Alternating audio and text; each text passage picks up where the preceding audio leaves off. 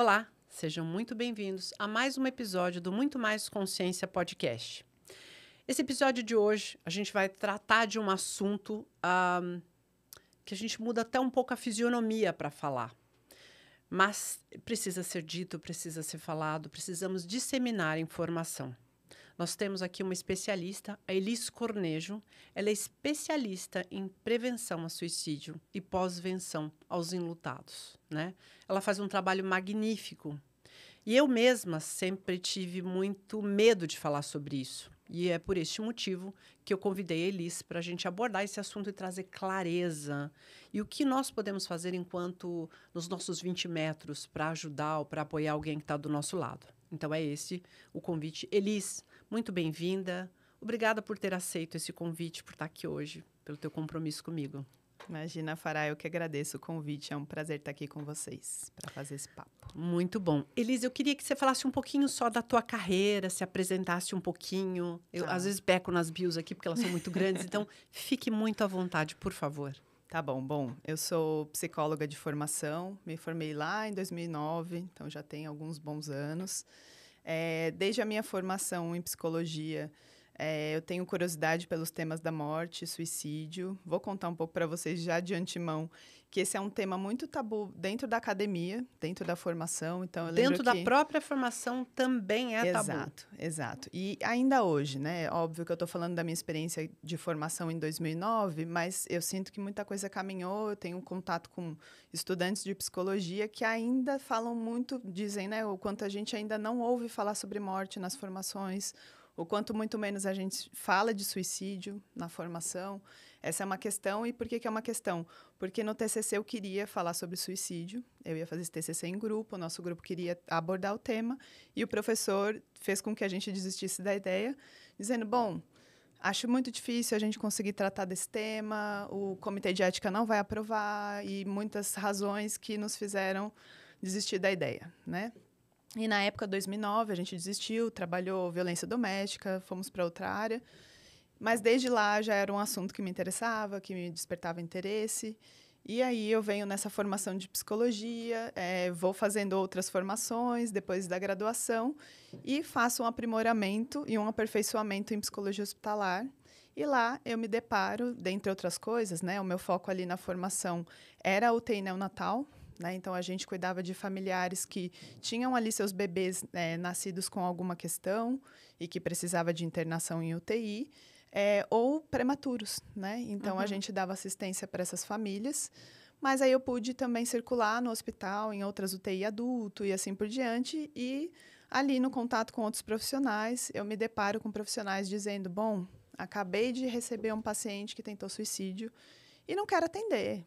Porque ele tentou morrer e aqui a gente está para salvar. E o profissional não está preparado, inclusive, para esta questão. Está preparado para salvar, exatamente. Né? E foi um grande choque para mim, porque ali, né, eu vim ali de uma formação no trabalho essencialmente com a morte, né? Porque o UTI neonatal, invariavelmente, a gente lidava com morte, com perda. Então, para mim, esse era um assunto muito próximo já, muito familiar, e que eu imaginava, né? Hoje, a gente, na sociedade, morre no hospital, né? Invariavelmente, né? A gente pode morrer em casa, na rua, mas a gente sabe que, historicamente, a gente fez esse movimento enquanto sociedade, né? Antes, a gente tinha a morte muito familiar, muito próxima. Dentro de casa, sim. Dentro de casa, sim. Crianças participavam desses rituais de despedida. Sim. E hoje é essa coisa asséptica, distante, né? No hospital, ninguém pode ver e passa longe, e quem que vai comunicar essa grande morte? Eu não vou lidar com o luto desse paciente. E aí eu fui me deparando com todas essas questões que, para mim, não faziam o menor sentido, porque, teoricamente, eu falava, bom, aqui é o lugar da morte, como que essas pessoas não sabem lidar com a morte? Né? Nossa, é perfeito. E eu fico pensando assim, Elis, que bom, né? Que bom que você e outros profissionais entendem que, do mesmo jeito que você tem um médico que salva vidas, você tem que estar preparado também para essa situação que é o fim, Exato. Que é a morte. Seja por qualquer circunstância, aqui a gente vai falar por conta de suicídio, mas precisamos falar, né? Exato. Eu também não sei de onde veio o tabu, porque eu sou muito mais velha que você, então eu sou de uma época que, de fato, as pessoas morriam em casa, né? Eu não vi, eu não presenciei, mas eu me lembro de episódios de família comentando, né? Irmãos dessa família gigantesca que faleceram em casa, né? Por meningite, se não tinha vacina, se não tinha algumas questões. E era comum, né? Assim, não era algo, o fim. Eu tinha um olhar diferente, né? Então, Sim. eu acho que a minha primeira pergunta aqui, se você puder, é óbvio, né? Que eu acho que a gente não tem resposta para tudo, mas o que mudou, pensando aí, eu vou dizer para você, nos últimos 50, 60 anos, não sei se eu estou falando besteira, mas o que mudou que hoje a gente não consegue lidar, a gente não quer falar, né? Não sei nem o quanto de pessoas vão ver até o final, mas é muito importante, porque eu sempre penso que a informação liberta, né? Sim. Então, o que mudou em termos comportamental que a gente hoje não quer entrar em contato com isso? Essa é uma questão importante, né? Porque é isso, né? Para falar de suicídio, a gente tem que dar um passo atrás e entender que a gente está falando sobre morte, né? A nossa sociedade ocidental não fala sobre morte, né? A gente trata, e isso é um processo histórico mesmo, cultural, né? Foi uma particularidade da sociedade ocidental. Exatamente. A gente sabe que a sociedade oriental, ela tem uma outra forma de se relacionar com a morte, né? Então, e a gente aprende muito, inclusive, né? Mas ocidentalmente falando, a gente tem essa dificuldade e a gente traz a morte como uma interdição durante um processo de séculos mesmo, né? E aí, Arrie é um historiador que ele vai pensar a morte no Ocidente, né? E aí ele vai trazendo essa mudança da morte que ele chama, né, de morte doméstica, que é essa morte que acontece em casa. E aí ele vai trazendo o quanto a nossa relação enquanto homem com a morte, com o morrer, com os processos de pensar para onde vai alguém que morre, ele vai acontecendo e vai mudando, vai trazendo mudanças, né? Até que a gente chega numa questão de impasse que é, ok, né, as pessoas morrem, existe algo que a gente pode construir para além dessa morte, que aí, né, vai dar conta aí de um sistema de crenças e que aí cada um vai ter a sua. Tem o seu. Mas que a gente percebe que é isso, assim, quando a morte, ela começa a incomodar o ser humano, né? A gente começa a não dar conta porque é isso, né? É como se fosse uma falha individual. Entendi. E isso conta muito sobre a nossa cultura. E por isso que eu digo, né, essa diferença Ocidente e Oriente, mas que também a gente tem que sempre pensar, né, assim como o suicídio, a morte ela acontece num contexto histórico-cultural. Né? Ela não é descolada do tempo. E isso é importante porque a gente vai lidar com a morte a partir do repertório que a gente tem, da construção social que a gente tem, daquilo que vai sendo construído e que permeia a nossa cultura. Né? A gente aprende a lidar com a morte a partir de regras sociais. Né? A gente não define necessariamente elas, mas a gente vai definindo ao longo dos séculos. E é muito interessante essa sua pergunta, já falando um pouco de suicídio, né? Porque o suicídio, ele acompanha um pouco desse movimento, né? Ele vai tendo diferentes compreensões ao longo da história, para diferentes sociedades, né? E aí a gente vai ver também esse movimento de um suicídio que, teoricamente, ele era mais aceito socialmente, até que a gente começa a ter uma interdição sobre o fenômeno. Teoricamente mais aceito, a gente está falando de um suicídio numa condição diferente. Exato, numa condição, aí pensando, né, entre gregos, romanos, algo como permitido socialmente, mas não para todos, né? Então, mas para uma minoria, eventualmente. Exato. Já e aí, por exemplo, excluída. Populações escravizadas, elas eram excluídas dessa possibilidade, porque se perdia mão de obra. Então, com o advento do Estado, da igreja, as coisas vão mudando. A sociedade muda como um todo e, obviamente, que outras crenças e concepções e fenômenos também vão acompanhar. Então, o que a gente percebe é que é isso, assim, o suicídio e a morte, elas vão se tornando questões de falha mesmo, né? Para uma sociedade que tem que lucrar todo o tempo, que tem que ter desempenho. Então, você decidir por morrer, né? É decidir sair disso, né? Você sai desse sistema, você deixa um gap, enfim. Exato. É um conceito até de uma sociedade capitalista mesmo, exatamente, né? Exatamente. É uma lógica neoliberal que a gente vive. Por isso que eu digo, né? Não dá pra gente descolar. Eu acho que isso conta muito sobre uma história, né? Com certeza. E pensando nisso, né? A gente tem essa questão do suicídio como um grande tabu nesse sentido, né? Nesse sentido de que também inverte a lógica de como se pode morrer na nossa cultura, né? Na nossa cultura, a gente morre por doenças, por acidentes, mas a gente não pode inverter a lógica, né? No sentido de que eu decido. Acidentes diversos, né? Exato. Tudo pode, mas não a ponto de que eu decida, né? Exatamente. Entendi. Então, tem algo ali que subverte essa lógica e que também amplifica esse tabu, né? Assim, como que essa pessoa se autoriza a não existir mais. Então, acho que tem uma série de questões de estigmas sociais que a gente carrega e passa um pouco por essa via. Entendi. E, Elis, deixa eu perguntar uma outra coisa para você. Quando a gente pensa, eu estou muito mais acostumada, né? Esse assunto também é novo. Quando a gente começou a conversa, eu comecei a puxar o fio e lembrar de um episódio de um colega, quando eu tinha 15 para 16 anos, recentemente 4 anos, era amiga do meu filho mais velho, prima de uma amiga, eu comecei a lembrar de situações. Mas até então eu nem parava para pensar, só quando a gente sentou aqui. Uhum. Quando a gente fala em suicídio, a gente já pensa em Japão. Uhum. Por quê? Porque a exigência é muito alta. Eu não sei, eu estou falando aqui o que eu escuto, tá? Você, por favor, me corrija se eu estiver errado. Então, tem lá um nível de exigência muito grande, aquele jovem não suporta, não consegue lidar naquele mundo, né? Acaba resultando nisso, né? A gente consegue ver uma escala, pensando num país subdesenvolvido, uma cultura diferente, de falar assim, década de 30 era tanto, da de 70... A gente tem uma crescente nesse aspecto e um fator que influencia? Sim. Essa é uma questão bem interessante que você traz, porque é isso, né? A gente vinha falando um pouco dessas experiências pessoais, né? E o quanto a gente, de fato, só entra em contato quando a gente para pensar, né? É um assunto que a gente afasta tanto, muito embora ele seja exaustivamente mostrado no sentido de que a morte está aí. A gente liga o jornal, a gente ouve morte o tempo inteiro, mas a gente banaliza nesse sentido de distanciar, de entender que aquilo, né, tá longe da minha realidade. Então, a gente faz um mecanismo mesmo de proteção, né? De não lidar com isso. Mas, ao mesmo tempo, ela está ali, escancarada na nossa frente, né? Você acaba ficando... Você neutraliza, né? Exato. Você não entra em contato com aquilo, né? E é só quando a gente para conversar que a gente fala, nossa, eu tenho, sim, uma experiência, né? E até fazendo um parênteses, contando um pouco até da minha relação. Em análise, eu fui descobrir que o suicídio ele estava presente na minha vida muito antes de eu me dar conta, né? E aí eu lembrei que eu morei num prédio em que uma vizinha se matou, né? E ela se matou com né, um método ali que ela ficou em casa, né? E aí a gente começou a sentir um cheiro estranho, enfim. E eu era criança na época, e aí, enfim, nada foi me dito ali muito, né? Justamente por conta do tabu, né? E uma criança, como é que fala isso para uma criança?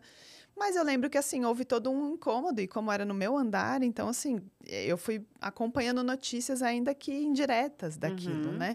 E eu me lembro que, assim, foi falado, essa pessoa se matou, né? Ela morreu. Mas isso eu não internalizei isso e eu reprimi a ponto de eu conseguir dar conta disso muito recente, né? Adulta, assim. Falar, nossa, calma, eu achei que eu não tinha nenhum contato, nenhuma história, mas eu tenho, sim, uma história, né?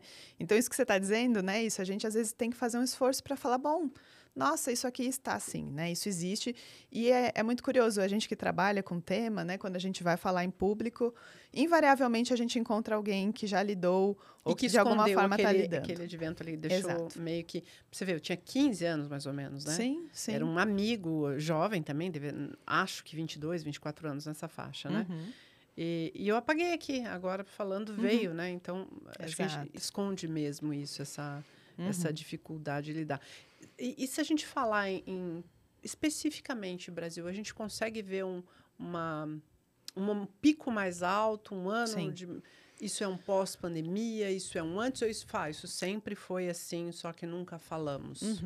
Essa questão que você traz, a gente sempre busca dizer, né, e acho que é importante contar, a gente tem todo um trabalho epidemiológico para tentar trazer esses números à tona e entender a realidade do fenômeno. Esse trabalho, né, da saúde coletiva ele é importante, né?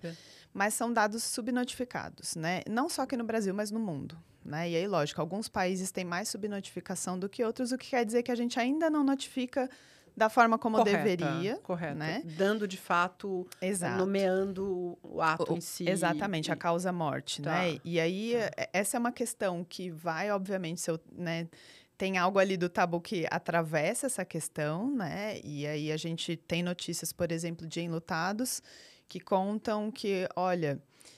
meu familiar morreu, eu não pedi nada para o médico, mas o médico, me poupando, não colocou a causa-morte como suicídio. Muito embora a gente soubesse que era. Que absurdo. Isso acontece, e eu nem julgo os profissionais, mas assim, para dizer, né, a gente precisa falar desse assunto para entender que se a gente notificar de forma correta, se não sai no atestado de óbito a causa-morte, isso não vai sair na estatística. E isso, obviamente, tem um impacto gigantesco para a gente que trabalha e que precisa dizer, bom... A gente, desde 1990, diz que o suicídio é um problema de saúde pública, né? E para 1990. 90, né? Parece que foi ontem, né? Mas já tem muito tempo, Já. né? E é importante dizer isso porque a gente só consegue pautar, né, de que esse é um tema de extrema urgência em políticas públicas através desses números, né? E por isso há uma briga assim importante nesse sentido, e eu digo uma briga, né, nesse sentido assim de que a gente faz um trabalho muito árduo para que cada vez mais a gente notifique, e a gente tem um trabalho muito consistente agora, né, nesse sentido assim de trabalhadores da saúde, principalmente da educação, sendo formados para fazer as notificações de forma correta. Desde 2011 as notificações são obrigatórias, né? Então, é isso. A gente vai trabalhando ali, né, em quem recebe o fenômeno para fazer essa notificação, para que a gente consiga ter números consistentes, mas ainda assim é importante dizer, os estudos eles vão apontar que de 30% a 40% esses números são maiores do que o que se notifica. Do que se notificado. Então, a gente perde aí de 30% a 40% desse número, né? E aí, falando assim, a nível mundo, a gente tem, em média, por ano, 720 mil mortes por suicídio, né? Esse é o dado mais atualizado da Organização Mundial da Saúde. Bastante. Aqui, a gente teve, né, agora em fevereiro, divulgado o boletim epidemiológico falando da realidade do Brasil. A gente tem aí, no último ano que foi analisado, 15 mil, quase 16 mil mortes por suicídio no Brasil. Muito. Seria o equivalente a 34 minutos. A cada 34 minutos, uma pessoa morre. Pensando que esse número é maior, tá? E aí a gente sabe que de tentativas, a gente tem aí em torno de 20 vezes mais do que o número de suicídios. Entendi. Essa é a estatística que a gente carrega, que também, dizendo da subnotificação, quando a gente fala de tentativa, a gente só consegue estimar a tentativa quando ela chega num hospital, por exemplo. Sim. Então, pensando em subnotificação, quando a pessoa faz uma tentativa que não leva necessariamente ela a um atendimento, né, a um serviço de saúde, a gente acaba perdendo esse dado. Entendi. Né? Ou seja, é muito maior do que... É muito maior a E subnotificação. você falando agora especificamente sobre a tentativa, eu me recordei cerca de 2 meses, mais ou menos, eu tive uma amiga que capotou no sentido de não conseguir lidar com alguém próximo dela, que inclusive pediu ajuda a ela. Vinha falando, olha, vai acontecer. Ela surtou assim. Ela foi muito forte, foi muito, como é que eu posso dizer, muito comprometida, muito envolvida, mas ela não conseguiu dar conta e ela começou a chamar a família, enfim. Graças a Deus está bem, tá apoiado, né? Mas tentou sim, agora está em tratamento. Mas não falar disso, talvez se falasse, ela agiu perfeitamente. Ela foi além do que ela poderia, no sentido de... Passou noites sem dormir, semanas sem dormir, na preocupação, vigiando. Ela falou, não conseguia mais não olhar o celular, não me preocupar, porque eu estava... A pessoa nem era da família, era um conhecido X, né? Mas que acabou colocando ela nesse ciclo, enfim. Eu acho que foi um grito ali, numa certa medida, né? Mas como falar sobre isso também pode nos ajudar, e a ideia aqui é essa, é falar para que as pessoas tenham informação, né? E eu penso um pouquinho diferente do que a maioria. Eu acho que falar sobre, além de ser gerar, né, informação e apoio, rede de apoio, também é um processo que nos traz a consciência da própria morte, que é o fato. Sim. Por mais que todo mundo saiba, é algo que a gente não quer discutir. E falar sobre também nos aproxima de um lugar de empatia, de amor, de momento presente, em que eu sei o valor de cada segundo e eu estou aqui com você, né? Então, acho que tem o benefício de falar, além disso tudo, né? Do preventivo, né? Sim. Agora, sobre esse número que você falou, a cada... 34 minutos 34 aqui no minutos. A gente está falando de uma faixa etária mais marcante e específico? A gente tem um movimento de idosos se matando mais, não só no Brasil, mas no mundo. Tá? Esse é um dado que surpreende. Me surpreendeu também. Porque a gente também, acompanhado disso, tem um aumento, a gente observa um aumento de suicídios na faixa etária de 15 a 19 anos, né? A segunda causa de morte. Tá bom. Né? E isso tem aumentado, né? E aí, quando você me perguntou sobre o panorama do Brasil, também só contando que o que a gente tem de dados é que, infelizmente, os suicídios eles têm aumentado, né? A tendência é que no Brasil é de um aumento. A gente passou pela pandemia. E aí eu estou falando desse estudo do boletim que saiu agora. Ele vai pegar dados de 2010 a 2021, que são os dados mais atualizados. Então, a gente ainda não tem um panorama, vamos dizer assim, propriamente dito pós-pandemia, né? Não dá, Mas nem tem esse cenário ainda. Exato. A gente tem, então, um cenário muito ainda pandêmico, os últimos dados, e sim, os anos em que a gente teve maiores, né, acho que 11% de aumento, foi justamente 2020 e 2021, que é esse processo começo pós-pandemia, né? A gente teve ali o boom, e aí 2021 a gente foi entendendo como lidar com a pandemia, ao mesmo tempo num grande luto coletivo, né? Com tantas mortes, enfim, com uma grande desassistência que a gente viveu. Então, era esperado que pudesse aumentar, mas na verdade a gente sabia que estudos apontavam que geralmente em situações como essas, a tendência é que o suicídio aumente após o evento. Entendi. Né? Então, a gente ainda não tem esses dados, né? Concretamente, a gente ainda não pode afirmar. Vai levar um tempo para poder a gente ter normalmente o boletim ele sai em 2 anos, né? Então, a gente vai acompanhando esses dados, mas o que a gente tem é esse panorama. E aí, desde 2014, a gente observou que anualmente houve um aumento dos suicídios de 3%. Tá. A gente está falando de 10 anos. Nesse intervalo de 10 anos, a cada ano aumentou 3%. É muita coisa. Não é um número alto, assim, o Brasil, no ranking dos países, ele está na posição 155. A gente não é, né, um dos países que encabeça esse ranking, mas é preocupante pela extensão populacional que a gente tem, enfim. E, obviamente, que esse compromisso, né, de tentar diminuir, ele é de todos os países, né, inclui o Brasil.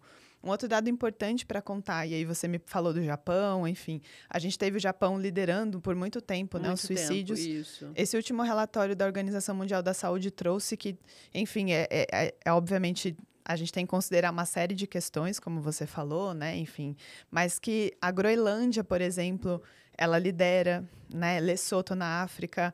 Então, a gente sabe que tem alguns países e que não são os que a gente pensa. Suécia e Japão, são dados que a gente guardou, né? Sim, ficou, eternizou. Isso vai mudando, exatamente. Sim. E aí, a gente não tem mais esses países figurando. Algum motivo... E aí, precisaria acessar estudos, eu não fui atrás desses dados, né? Mas é isso que eu digo, né? Assim, com certeza tem questões ali muito específicas desse contexto, né? A gente precisaria exatamente fazer ali um estudo mais aprofundado para entender. E aí também, por exemplo, quando a gente fala Brasil, gigantesco. Então, assim, e acho que dá para até pensar, né? São Paulo, né? Cidade de São Paulo, interior, metrópole, cada espaço vai dizer de algo muito específico relacionado aos suicídios. Tá. Né? Então, isso é importante contar. Tem sempre uma variação contextual, histórica. Então, a gente precisa sempre tentar fazer esse movimento. Não dá nem para abordar, nem falar, não. porque é o que você falou.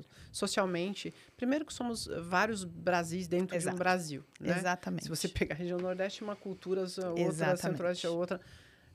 dialeto, eu não vou dizer que a gente tem, né, dialetos do português, cada um tem uma fala que você pensa até que está no outro país. Então, assim, tem muita diferença mesmo que eu acho que interfere, né? Essa condição social manda muito, né? Sim. Agora, uma coisa que me chama muita atenção é que, eu não sei se faz alguma relação, se você consegue falar sobre isso, né? A gente tem um advento da internet, da informação na velocidade da luz, em que as relações estão mais distantes, né? Tá cada um dentro da sua casa. Eu tenho 150 amigos aqui, mas não tenho, eventualmente, nenhum amigo para tomar um café ou almoçar ou encontrar no domingo.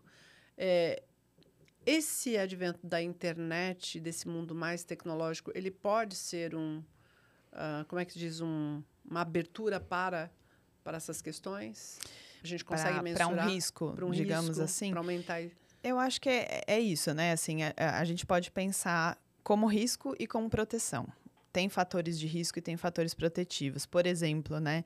Pensando, eu li um artigo já faz alguns anos que falava o quanto, por exemplo, para alguns jovens ter acesso a pequenos grupos que discutiam sobre suicídio era um espaço de acolhimento, de troca e de empatia que eles não conseguiam ter presencialmente ou na família, nos grupos ali de pertencimento presenciais, né? E aí isso funcionava como um meio protetivo, né?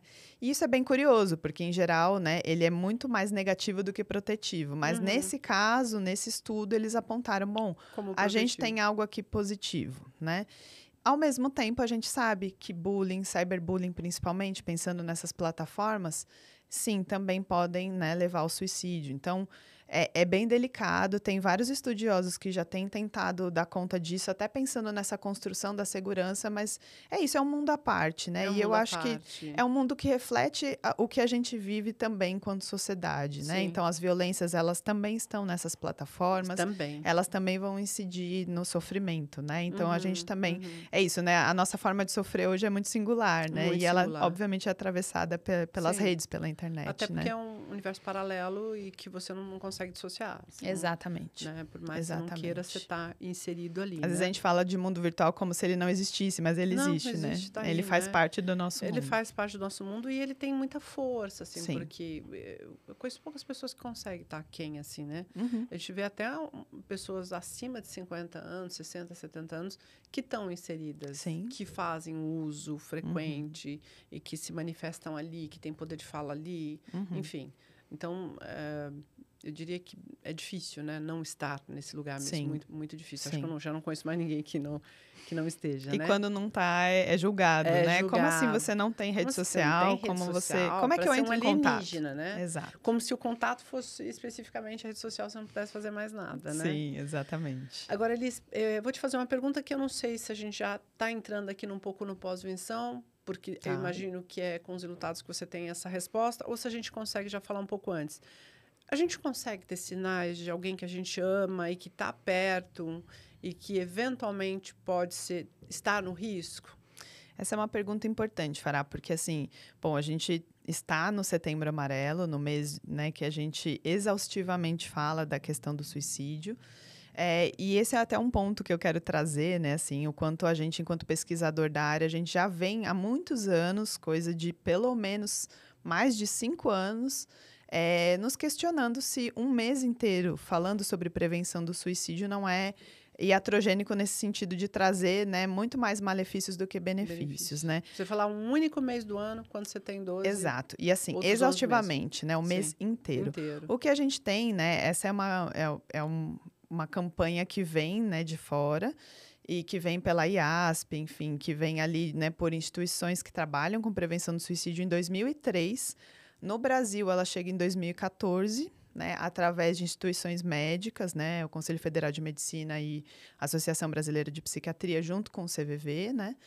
E desde então a gente tem ali o que era para ser um dia, né, que é o dia 10 de setembro, dia da prevenção, a gente vê um movimento de transformar o mês num mês amarelo e o quanto se fala de forma muito banalizada, simplista. A gente vê, enquanto profissionais, muitos profissionais de ocasião falando sobre o tema para tentar ganhar alguma notoriedade e falando coisas que não são verdadeiras, enfim, sem um critério, né? Sem ética, né? E acho que essa questão dos sinais ela é muito batida, né? Todo ano a gente observa os sinais, né? E é muito importante dizer isso, porque sim, existem sinais, né? Mas também existem sinais que não são perceptíveis. Não são perceptíveis, que são os mais E é importante dizer isso por quê?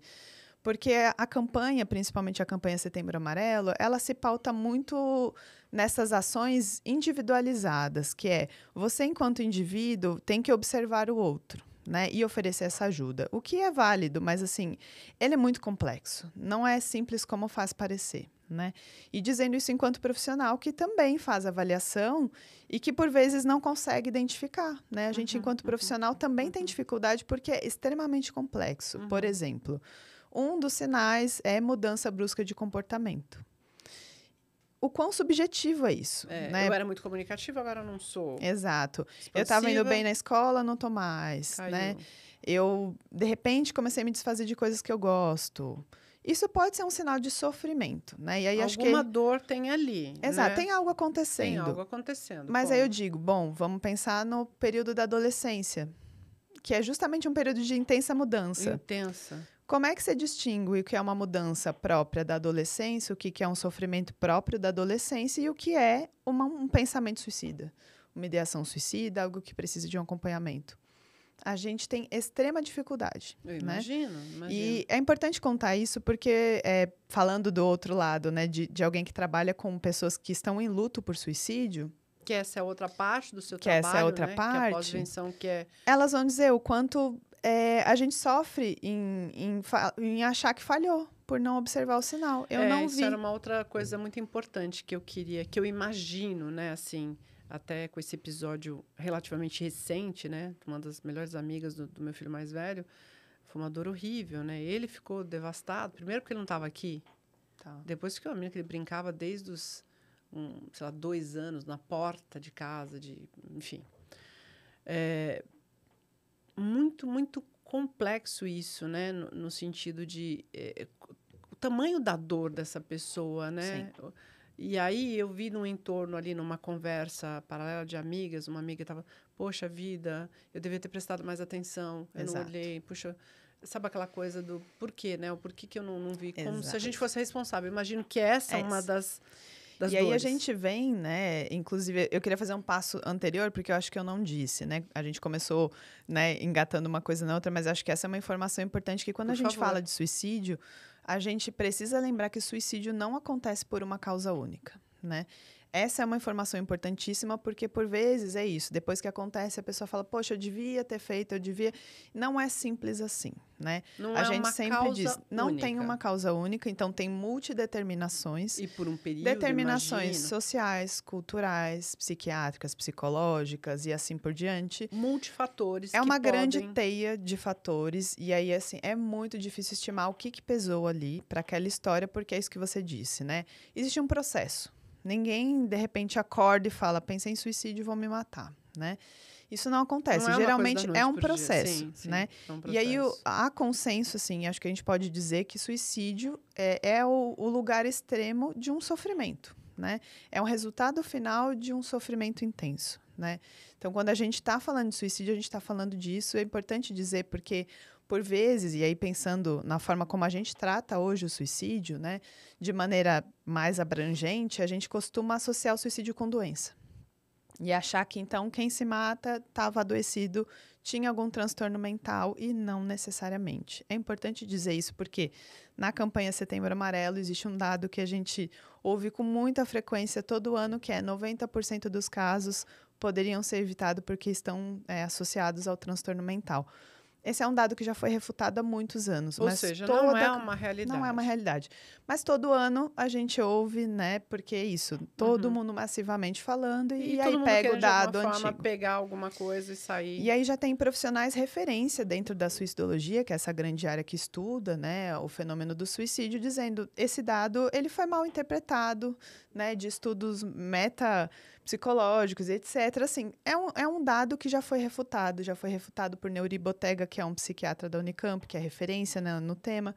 Mas vira e mexe a gente se depara com isso, que derivado disso, qual que é a outra fala que a gente ouve, né? 9 a cada 10 suicídios poderiam ser prevenidos, partindo desse dado dos 90%. Ou seja, não é E real aí, isso. exato, não é real, não é um dado real, e é importante contar isso porque, então, a gente precisa afastar, a gente precisa entender que suicídio é resultado de um sofrimento que não necessariamente vai derivar de um transtorno mental. O sofrimento, ele também é multideterminado, né? Ele não aparece somente por um adoecimento. É lógico que a gente, lidando com uma depressão, lidando com outras questões, a gente está ali adoecido, mas acho que é um passo atrás. Será que a gente também deprime somente por uma mudança cerebral no nosso circuito? Ou será que aquilo é um processo que eu já carrego anos a fio, até que eu chego naquele momento de o corpo adoeceu, o psíquico adoeceu, mas eu tinha um sofrimento longo. Faz muito sentido. Sim, exato. E aí a gente falou muito disso. A lógica como a gente vive, né? Os modos de vida que a gente tem hoje, né? Eles são adoecedores, né? Então, quando a gente fala, nossa, caramba, quanta gente diagnosticada com ansiedade.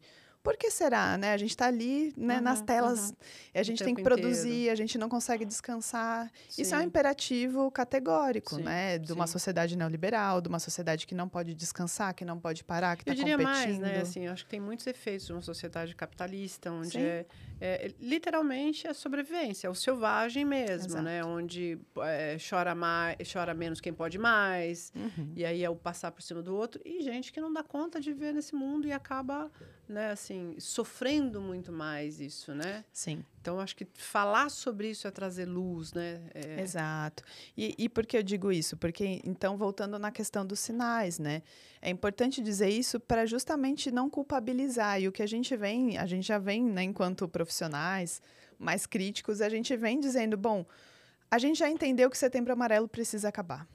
né? Ele precisa acabar porque ele leva desinformação, ele precisa acabar porque ele tem esse tom moralista. Então, você, indivíduo, veja os sinais e faça algo com isso. Faça algo, você também Leve tem para um profissional responsabilidade. de saúde. E não é simples fazer isso, né? Então, ele simplifica, ele banaliza a questão do suicídio. E aí, acho que são questões que a gente já vem falando, né? O quanto chega setembro, todo mundo fala, bom, agora a gente cuida, né? Agora a gente não pode ofender um ao outro, Então, esse porque é mês- setembro. Então, deixa eu ver. né? Esse mês é o mês que eu não posso, então, discriminar. Se eu Exatamente. discriminar o homossexual, Exato. eu estou... Porque esse mês é um mês sagrado. Exatamente. Veja, eu faço isso os 365 anos do dia, né, da vida, durante anos a fio, mas nesse mês eu não posso. Exato. Que eu imagino que seja jogar uma pessoa num lugar onde ela não quer estar, onde a sociedade vai colocar acerca da marginalidade, como Exatamente. você mencionou a questão da escravidão. Estou dando aqui um Exato. exemplo, não sei, você é especialista, mas tudo aquilo que você coloca acerca, né, tá ali na marginalidade,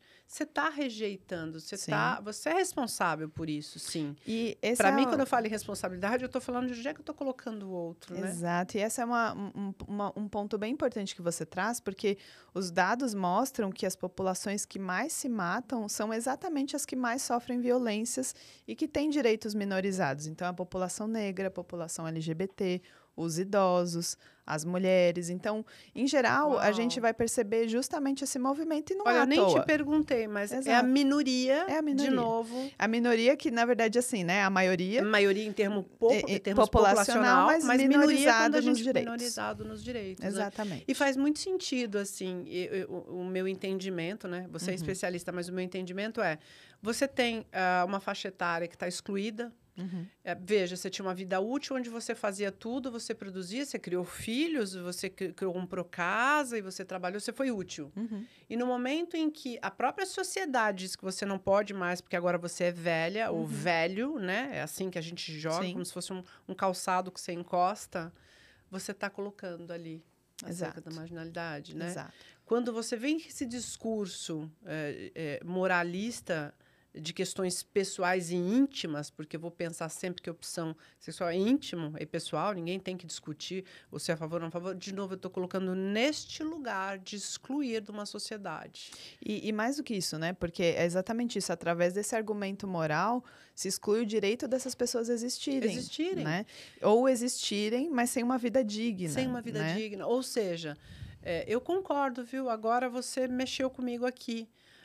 Trazer esse tema nesse mês, ele foi relevante e eu não tinha esse olhar, né? Sim. Agora fiquei até com vergonha, né? Ressaca moral aqui, porque é um tema que eu deveria ter trazido a qualquer tempo, mas veio à tona por ser o mês. Mas sim, você tem razão.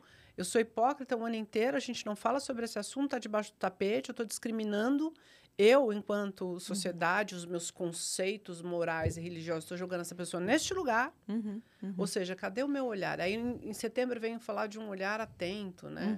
Que eu tenho que prestar atenção. E para mim, está muito conectado, né? Tá, e ao mesmo tempo não é produzir culpa, né? Porque não, eu acho não é que... produzir culpa, eu entendo mas eu gosto da autorresponsabilidade. Que você está sendo genuína nesse sentido, mas é importante porque acho que você conta de um trabalho que você faz e que conta de uma ética que está para além desse convite de hoje, né? Eu acho que nesse sentido de um trabalho de mais consciência, o que a gente, né, também diz do quanto prejudicial é o Setembro Amarelo, é porque se vê que é uma estratégia de marketing. No final, a gente recebe, e aí esse é um mês exaustivo para quem é especialista na área e para quem não é também. Não, porque basicamente um mês que você vai ter que trabalhar 12 horas por dia. E que já tem muitos anos que eu recuso trabalhos, né? Assim, nesse sentido mesmo de dizer, bom, tem trabalhos que eu faço, tem trabalhos que eu não faço, porque eu entendo que é só uma estratégia de marketing, não um compromisso de fato, né, daquela empresa, por exemplo. E as empresas e escolas, elas normalmente nos procuram mais nesse período, porque isso tem um apelo social, né? Sim.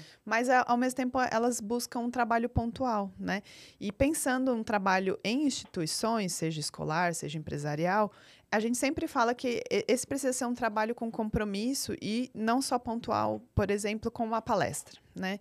E essa é uma demanda frequente. Foi embora, acabou. Vem aqui, fale sobre saúde mental e suicídio, e é isso. E aí a questão é, vocês têm um trabalho de rede de cuidado? Como é que é esse trabalho de rede de cuidado de um funcionário?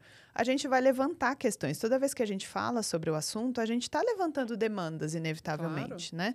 para onde vão essas pessoas? Para onde vão seus trabalhadores? Né? Para onde vão seus alunos? Para onde vão os familiares?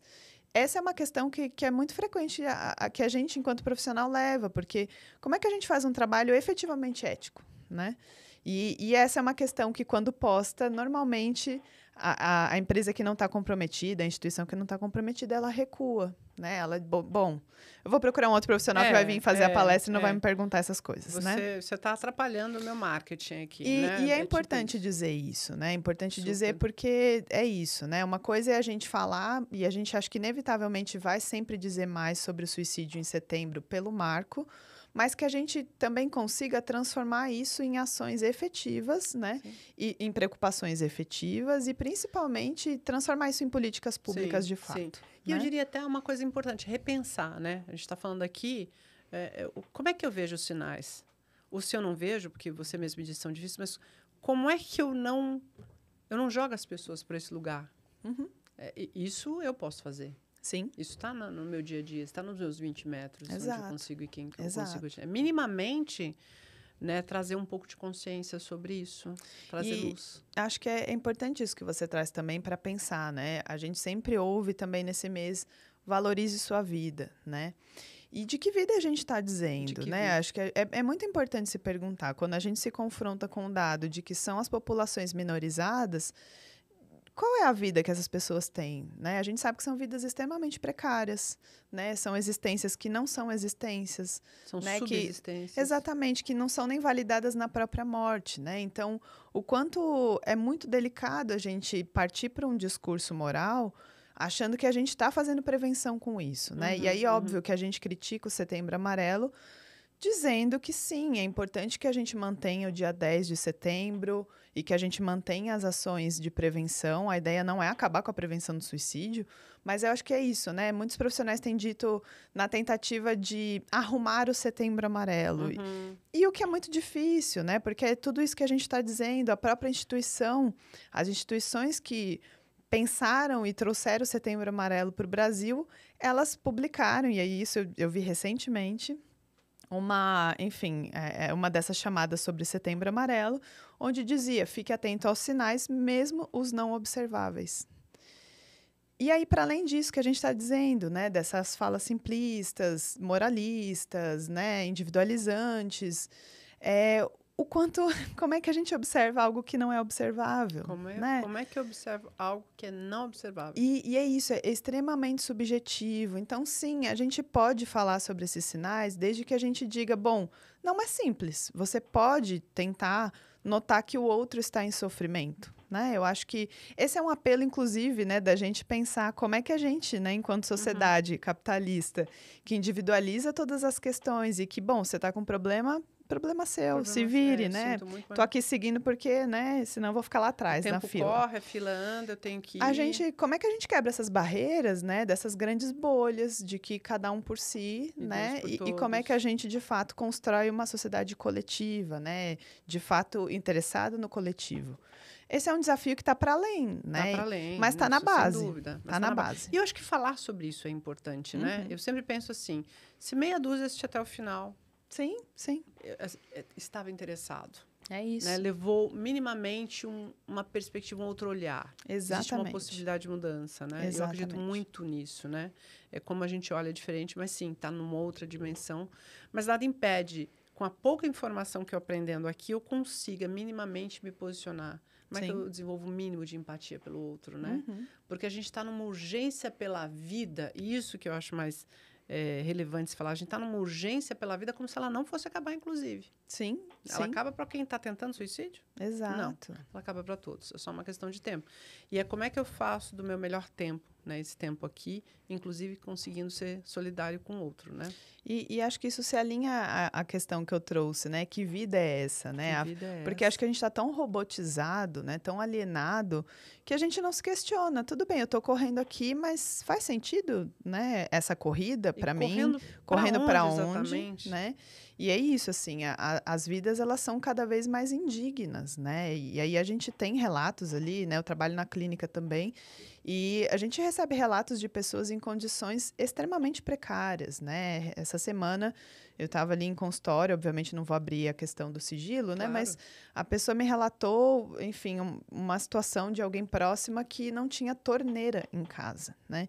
Então a gente está falando exatamente disso e não é uma realidade de alguns, né? Não. A gente, como você disse, a gente tem vários Brasis, mas outro dado importante da Organização Mundial da Saúde é que, obviamente, suicídio acontece no mundo inteiro, mas ele é predominantemente, ele acontece estatisticamente 73% dos casos em países de baixo e médio, de baixa e média renda, né? Que é o Brasil também, né? O Brasil se engloba nesse caso. Então, a gente está falando aí de uma relação muito extrema, né? Muito estreita, na verdade, em relação à violência, né? Suicídio e violência. A gente está falando de distintas violências, desde bullying, cyberbullying, violência doméstica contra a mulher, violência, né, homotransfobia, racismo, né? Então, a gente está falando de uma série de violências, violência do Estado, violência policial, a gente está falando de uma série de violências que atravessa a questão do suicídio e que, se a gente cuidar desses modos de sofrer, provavelmente a gente também vai estar trabalhando com prevenção do suicídio. Com certeza, né? Com certeza. Eu consegui minimamente ter empatia por essas questões todas, né?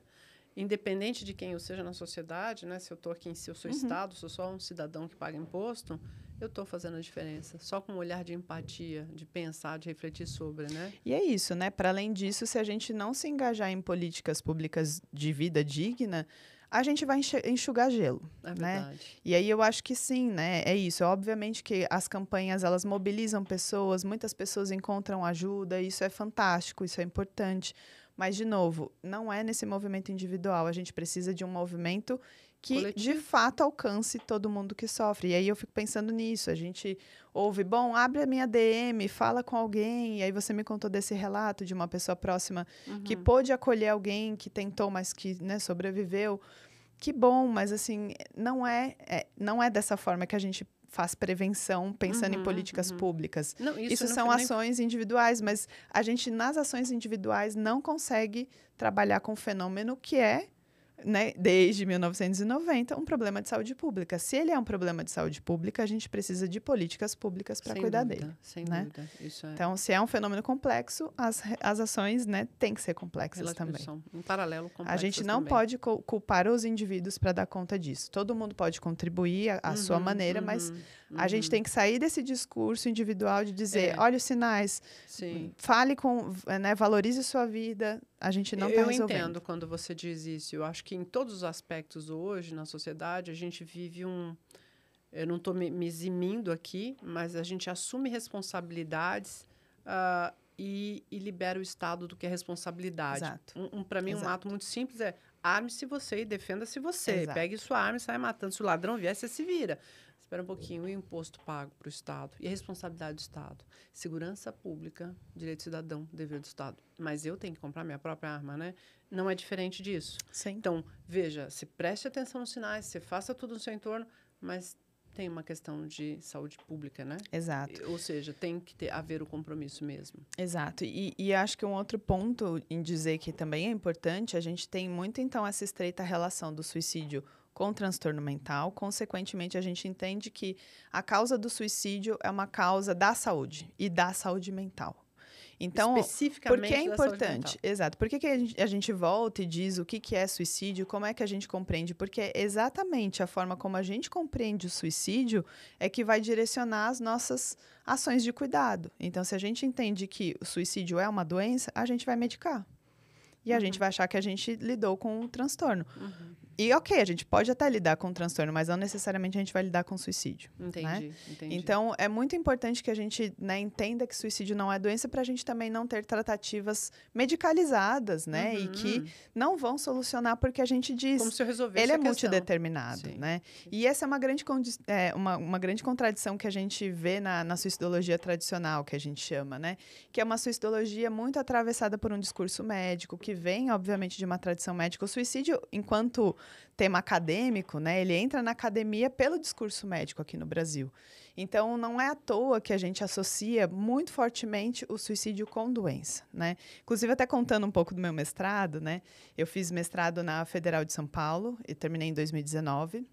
E lá eu pesquisei o impacto dos suicídios que acontecem em vias públicas para pessoas que testemunham, independente se elas tinham alguma relação ou não.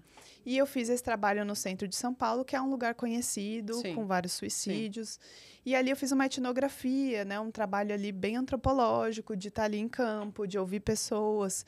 E é muito interessante porque é isso tudo que a gente, né, está aqui dizendo aparecendo ali. Então, eu, por exemplo, não conseguia ter uma conversa mais próxima com as pessoas sobre suicídio porque elas saíam, elas falavam, eu não falo desse assunto. Né? Eu não falo desse Elas assunto. se esquivavam e elas agiam como se eu estivesse perguntando sobre um crime, né? E eu acho muito interessante porque a gente cria essa concepção, né? Por isso que eu digo, é isso, essa construção ela tá ali enraizada, né? Sim. Então eu ouvi desde desses comportamentos de interdição mesmo, de não posso falar sobre esse assunto. Eu não gosto de falar, ou eu não posso. Não falo sobre isso, vou embora, né?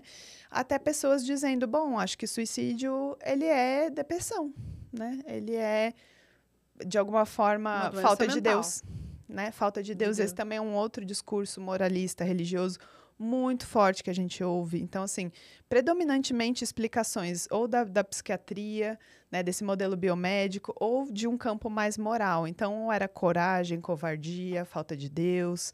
E essas são explicações que remetem ali à Idade Média, né? Idade Média foi onde a gente começou a construir essas concepções, né? E como tudo isso está muito atravessado ainda, né? E aí eu achei muito interessante porque é isso, né? Eu queria saber, e aí, lógico, assim, o que me mobilizou a estudar, né, esse tema ali no mestrado foi justamente uma época em que a gente teve ali muitos casos de suicídios públicos no Fórum da Barra Funda. E aí foi um ano, né? Eu entrei em 2017 no mestrado. E eu estava muito mobilizada por entender, assim, como é, né, o impacto na cidade. Como é o impacto para pessoas. E a gente tem estudos, né, que é o que você disse, a pós-venção, essa grande área, né, que vai cuidar de quem fica após um suicídio e que não é necessariamente somente os familiares próximos, né? E aí, esse é um outro dado interessante, né? Esse é um dado norte-americano, né? Mas, assim, a gente pensa que para cada suicídio acontecido, 135 pessoas são impactadas. Uau! Esse é um estudo norte-americano, não é uma realidade brasileira. Okay, mas mesmo assim acho que nos aproxima. Norte-americano. É muito. É muito, é muito. E aí, quando a gente fala dessas pessoas impactadas, eu estou falando o local, quem viu... Exato. Quem trabalhava, quem socorreu, quem chamou, quem isso, Exato. Quem aquilo, tem tudo. E aí, pensando no meu mestrado, por exemplo, né? A gente, ali na pesquisa, o que eu tive notícias? Pessoas que passaram e viram, né? Se sentem culpadas também. Por não ter feito nada, né? Pessoas que viram a cena, pessoas que não esquecem o barulho, que não esquecem a cena visual, né? E aí eu fui entrando em contato com muitos relatos, né, que me mostraram que existe esse subgrupo, né? Existem essas pessoas enlutadas que geralmente a gente valida enquanto sociedade, mais a família e às vezes os profissionais que acompanhavam, né? Não, nem sempre. Um terapeuta, né? Um terapeuta, médico, exatamente. Okay. Né? Um fisioterapeuta, alguém que estava ali, mas, por exemplo, o SAMU, né? Corpo de bombeiros, polícia, tudo isso, eles também são impactados, né? E geralmente não é validado. Como enlutados, esse eu não classifico. A gente tem um termo dentro dos estudos, dentro da academia, a gente chama de sobreviventes enlutados por suicídio, aquelas pessoas que são mais próximas e que reconhecem um processo de luto, né? A gente vai encontrar algumas tentativas de encontrar a dimensão desses impactos, né? Que é um pouco do que eu tentei fazer e até mostrar, né? Existe um termo lá fora que eu trouxe aqui na minha pesquisa que é sobrevivente testemunha, né? Então, aquela pessoa que testemunha o ato, ela é profundamente impactada, seja ela um familiar ou um desconhecido, né? E aí o que a minha pesquisa vai trazer é exatamente isso, assim, uma pessoa sem nenhum vínculo afetivo com aquela que se foi, ela é profundamente impactada por aquela morte, né? E as reações, elas são muito próximas dos familiares, né? É muito próxima de um enlutamento e que, lógico, né? Não é validado socialmente que você se enlute por um estranho, né? Sim. E não aí, é natural, né? Você fala assim, mas, poxa, você nem conhecia. Exatamente, você não conhecia. Mas tem um processo. A gente tem um sistema de vínculos que está para além do vínculo consanguíneo, né? Eu me recordo que eu tinha 15 para 16 anos, mais ou menos, quando esse amigo, esse colega, né? Enfim, era uma família gigantesca e ele era um dos meninos próximos. Inclusive da igreja. Então, não era falta de Deus. Da igreja, né? A gente não podia falar, mas fica uma dor, sim, no entorno, né? Daquele fica aquele vazio, aquele buraco, aquele gap mesmo, né? Sim. Tem sim essa questão do E esse é um ponto importante que você traz, né? Porque quando a gente vai falar de luto por suicídio, né? E aí, então, na literatura a gente encontra muito esse termo sobreviventes. Alguns pesquisadores não gostam muito de usar sobrevivente, porque acham que, enfim, talvez não reflita muito bem aquilo que a gente quer dizer. Uhum. Os próprios enlutados se identificam muito, a maior parte deles se identificam muito com esse termo, principalmente em pensar a sobrevivência após a perda de alguém muito importante, de uma forma muitas vezes traumática, né? Então, eu normalmente uso enlutado porque eu prefiro, mas é isso. Na literatura, geralmente, a gente vai encontrar sobrevivente enlutado, né? Por suicídio. Uhum. E aí, às vezes, a gente fala os sobreviventes, não necessariamente se referindo a quem tentou e sobreviveu, mas sim a quem ficou impactado, seja em luto ou só afetado por essa morte. Pensando aqui até agora, você falando e eu pensando no que passou essa minha amiga com essa pessoa que, graças a Deus, de fato, não foi via de fato, né? Uhum. Mas essa pessoa também precisa de um apoio, ela também precisa de um cuidado, ela também está vivendo um processo de dor, né? Profunda ali, né? Ela também precisa de... Deixa eu te perguntar mais uma coisa, Elis. No trabalho com os enlutados, existem grupos de apoio para os enlutados. Eu queria que você falasse um pouco sobre esse grupo e sobre essa questão de como trabalha-se a culpa, porque existe ali uma culpa que, né, enfim, não faz sentido, mas que a pessoa se sente no lugar da culpa. E aí a gente tem, né, todo esse trabalho, ele é nomeado como um trabalho de pós-venção do suicídio, né? Esse é um termo que é um neologismo, né? Não é uma palavra que existe, é uma palavra norte-americana, e ela foi criada justamente pelo Schneidman, que é o pai da suicidologia, enfim, um psicólogo norte-americano, e que ele vai pensar, então, todas as ações após um suicídio. Na época que ele cunhou, ele até incluiu pessoas que tentaram e sobreviveram por suicídio, mas na prática ali, depois ele vai desenvolvendo esse conceito e aí a gente vê que, na verdade, a pós-venção, então, ela vai dar conta das ações para quem ficou após um impacto por suicídio. E aí, contando dessa experiência que é do Brasil e do mundo, né, os grupos de apoio são a maior referência de serviços buscados por pessoas que foram impactadas pelo suicídio. Não é só no Brasil, no mundo. Então, dificilmente algum impactado num primeiro movimento vai buscar uma terapia. Não vai. Dificilmente. Né? Não quer dizer que não vai, a gente tem algumas experiências, mas a maior parte dessas pessoas busca um espaço de pertencimento, de identificação, onde poder falar sobre, e geralmente é o grupo de apoio, né? Falando da nossa experiência de Brasil, né? Esse é um termo que é muito recente, a pós-venção, 1960. Ela começa a ser, né, nomeada enquanto conceito. Obviamente, já existia ali um apoio entre pares, entre sobreviventes, mas nomeadamente, de forma sistematizada, pensar dessas ações, só em 1960, isso na América do Norte. Então, no Brasil também demorou muito. A gente tem aí nos últimos 50 anos, acho que um crescimento gradual dessas ações, né? E aí essas ações, elas vão desde grupos de apoio, os próprios atendimentos individualizados. A gente, por exemplo, eu organizei um plantão psicológico para pessoas, né, em pós-venção também, então para pessoas em luto por suicídio, esse é um outro trabalho também. A gente tem trabalhos em instituições, em escolas, até em condomínios, porque é isso, né? Às vezes a morte aconteceu no prédio, e aí a gente faz um trabalho, né, com o condomínio. Impactado, exatamente. Então, tem ali uma série, trabalho em empresas, de modo geral também. Que também é comum acontecer. Que também é comum acontecer, né? As escolas que, né, a gente sabe, teve até um caso recente. Então, é isso, assim, esse é um trabalho que ele pode ser feito de várias maneiras, né? E que vai ser pensado também de forma ampla, assim como a gente falou com a prevenção, né? A gente não faz uma palestra e vai embora. A pós-venção é a mesma coisa. E aí, pensando no grupo que você me perguntou, né? Eu coordeno um grupo de enlutados por suicídio desde 2017. E esse é um grupo que era presencial e aí veio a pandemia, a gente transformou ele em online e ele tem funcionado desde então online, porque a gente entendeu que a gente alcançava mais pessoas, bacana, né? Bacana. E aí a gente consegue, por exemplo, receber pessoas que estão em outros países, mas que são brasileiros e que queriam poder falar sobre isso. Que legal. E aí é um grupo gratuito, inclusive, estando nessa área há muitos anos, né? Eu tô há 10 anos nessa área de prevenção e pós-venção. A gente sempre ouvia quando algum enlutado chegava no grupo dizendo, nossa, como foi difícil encontrar esse espaço. Ou né? seja, não é algo que está disseminado. Porque se Exato. a gente não fala Exato.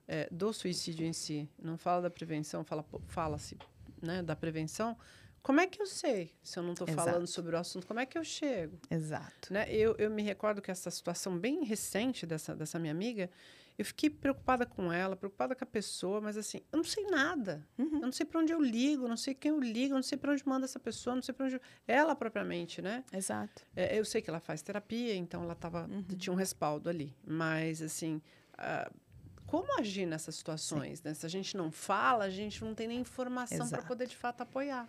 E essa é uma grande questão que me mobilizava, né? E aí, em 2019, eu criei um site que chama pós-venção-do-suicídio.com.br, com a ideia de justamente sistematizar os grupos que eu já conhecia. Porque estando nessa área há muitos anos, eu sabia, tinha notícias de grupos que iam surgindo, a gente muitas vezes apoiava a criação de outros grupos, então eu sempre tinha notícias. E aí, quando a pessoa chegava e me dizia, bom, foi muito difícil encontrar, eu pensava, bom, mas eu conheço vários grupos, né? Então, eu vou sistematizar esses grupos e criar um mapeamento. E aí, eu criei um mapeamento, Que legal. a princípio de grupos presenciais, porque a gente ainda não vivia a pandemia. E aí, com a pandemia, eu sistematizei grupos online e presenciais. E aí, eu estou sempre fazendo uma atualização, porque eles mudam. Que atende o Brasil inteiro e, eventualmente, Brasil até inteiro. pessoas que estão fora, Exato. brasileiros que estão fora. E aí, o que a gente tem mais visto, alguns grupos já voltaram para o presencial, outros não. Né? E aí eu tenho atualizado, inclusive, essa lista, porque é isso, vai mudando, né? Alguns não tinham ainda voltado e muitos grupos estão voltando presencialmente. Mas os online é isso, né? É uma lista, é uma grande lista que está ali, que são grupos gratuitos e que com pessoas que estão disponíveis, né, justamente a receber essas pessoas, né? A gente tem outros grupos por luto, né, por diferentes tipos de perda, que também oferecem esse espaço de cuidado. Mas o que a gente ouve, né? E aí eu estou dizendo enquanto coordenadora de um grupo, né? O que eu ouço ali dos enlutados é que eles se sentem muito mais pertencentes num grupo que é exclusivo para pessoas que perderam alguém por suicídio. Por quê? É uma particularidade. É uma particularidade. A gente sabe que, assim, obviamente, o curso do luto, ele é muito, né? A gente sabe que ele não é linear, que ele não é cronológico, mas que ele traz temas ali muito específicos para quem viveu uma morte por suicídio, diferente de outros tipos de perda, né? Essa morte repentina, violenta, ela traz outros temas, né?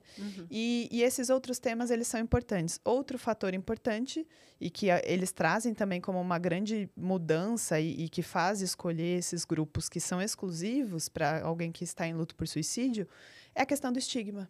Então, muitas vezes, a gente ouve relatos de enlutados que dizem, bom, eu estava ali no grupo, e aí num grupo de mães, por exemplo, enlutadas por seus filhos, e aí eu fui dizer da minha perda, e a outra mãe disse, bom, depois que eu ouvi a sua perda, né, tão difícil por suicídio, eu tô me sentindo, enfim, até constrangida de estar sofrendo pela minha perda. Meu Deus do céu. E aí vira ali quase que uma competição de dor, né? E a gente sabe que não horrível. existe.